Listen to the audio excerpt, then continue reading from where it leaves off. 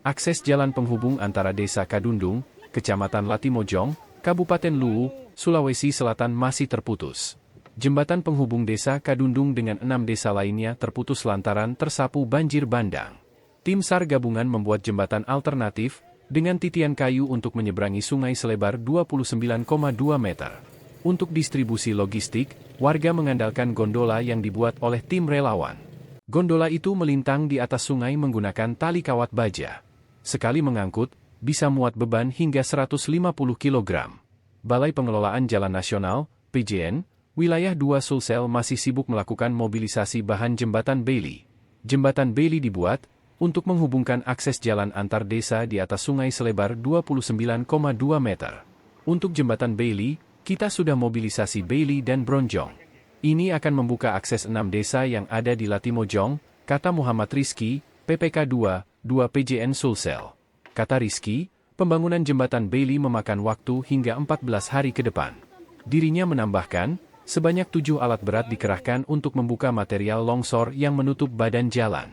Sebab kata dia, saat ini ada 4 titik longsor selama perjalanan menuju Desa Kadundung tempat pembuatan jembatan Bailey.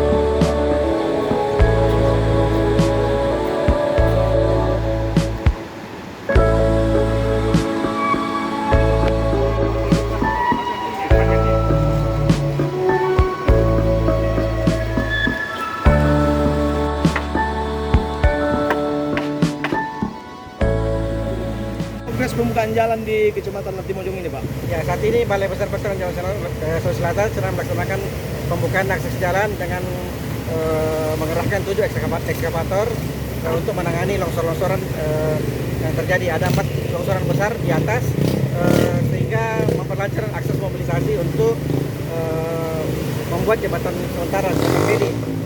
Jembatan Bailey tersebut kita sudah mulai mobilisasi Bailey-nya dan Bronjong.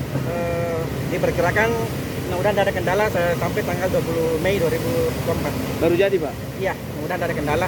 Ini salah satu jalan untuk membuka akses ke Latimojong ya, Pak? Ya, ini membuka akses ke 6 desa ke atas menuju ke Latimojong. Namanya, Pak? Kendala dihadapi itu cuaca termasuk dengan ada longsor susulan. Download Tribun X sekarang. Menghadirkan lokal menjadi Indonesia.